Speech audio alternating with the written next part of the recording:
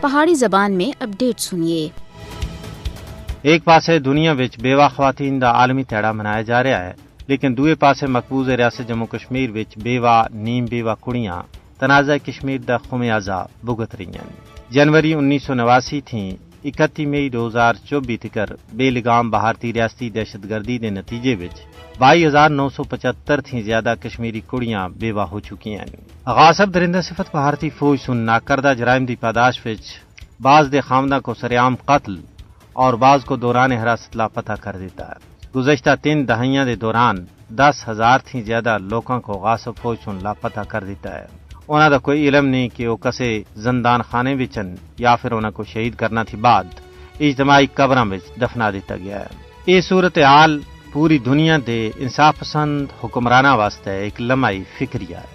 دنیا کو کشمیر دی بیوہ اور نیم بیوہ کڑیاں دے دکھ، خلش اور کرب کو فراموش نہیں کرنا چاہیے۔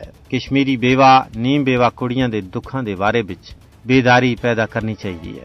کشمیر دے شمالی ضلع کپواڑہ دے ایک گران دردپورہ وچ 200 تھی زیادہ کڑیاں بیوگی دے کرب تھی گزر رہی ہیں، جنہاں دے خامداں کو غاصب بھارتی فوج سن ناکردہ جرائم دی پاداش وچ شہید کر دیتا۔